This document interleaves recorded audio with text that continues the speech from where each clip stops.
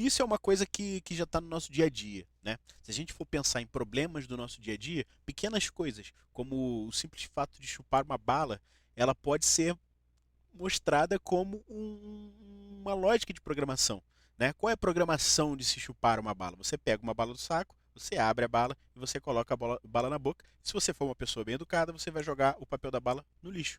Então, né? A gente faz as coisas naturalmente por etapas, certo? Você não vai colocar a bala com papel já na boca. Você primeiro a abre, depois você coloca, você pega o papel e joga fora. Então, esse processo, por mais simples que seja, ele é um processo, certo? Ele tem uma programação, você está seguindo uma ordem, você não pula as etapas, você tem uma ordem muito bem clara do que você precisa fazer. E isso para tudo. Eu dei um exemplo da bala, mas vamos pensar no exemplo de fazer um café, que já é um exemplo um pouco mais complicado, né? A gente já está aumentando um pouquinho a complexidade dos nossos problemas. Para fazer um café, o que que você faz? Você pega o pó, você pega o coador, você pega lá o negócio de fazer o café, você bota o coador, você bota o pó, bota água, ferve a água, enfim. Cada um tem um método diferente de fazer um café.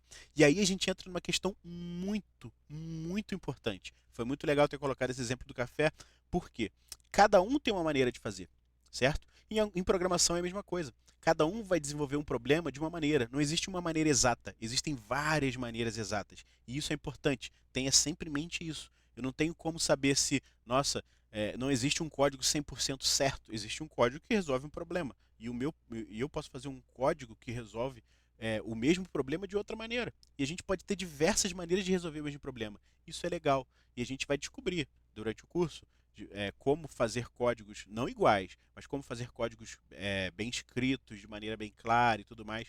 Mas ainda não é o momento. O que você precisa saber agora é que você não tem que se comparar com outras pessoas, com outros códigos, com outros solucionadores de problemas. Você tem que pensar no seu desenvolvimento e se você está conseguindo acompanhar o seu processo de entender como pegar um grande problema e dividi-lo em etapas. Beleza? Aqui mais um exemplo de problema, né? Esse é um exemplo muito clássico de quem está aprendendo a programar, que é o exemplo de trocar a lâmpada, tá? É um exemplo que a gente que envolve muitas coisas. Por exemplo, quero trocar uma lâmpada. Vou pegar uma escada, eu vou pegar a lâmpada, eu vou subir na escada, eu vou tirar a lâmpada que está queimada, eu vou pegar a lâmpada nova, eu vou colocar a lâmpada nova, eu vou descer as escadas, eu vou guardar a lâmpada queimada, eu vou jogar fora a lâmpada queimada, depois eu vou guardar a escada, né? Então você tem um processo do início ao fim de tudo que você fez, certo?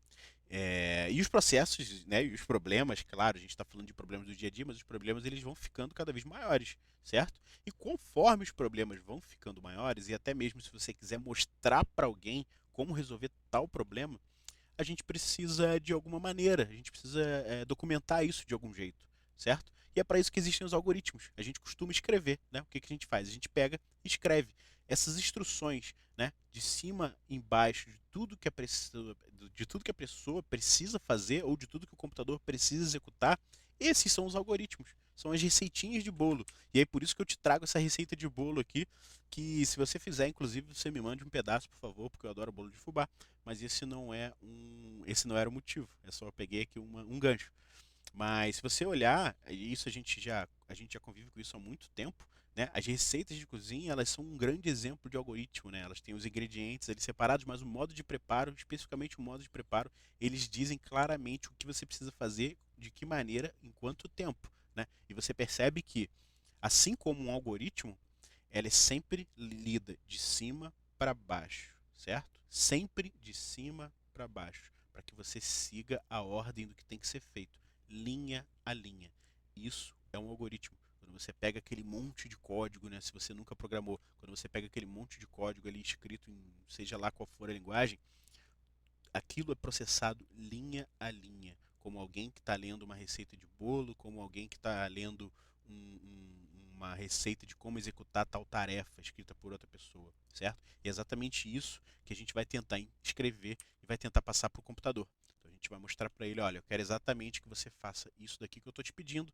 Primeiro você vai começar nessa linha, depois que você fizer isso, você vai para essa, depois que você fizer isso, você vai para essa, e assim até o fim do arquivo, até o fim do nosso algoritmo, certo? Então é muito simples, tá? Se você não entendeu até aqui, volta um pouquinho, assiste os outros vídeos que você e tente pegar essa ideia de que As tarefas para o computador, elas precisam ser muito claras, escritas em ordem, linha a linha. Ele não tem a nossa capacidade de generalização, de abstração, a nossa inteligência, a nossa criatividade, tá?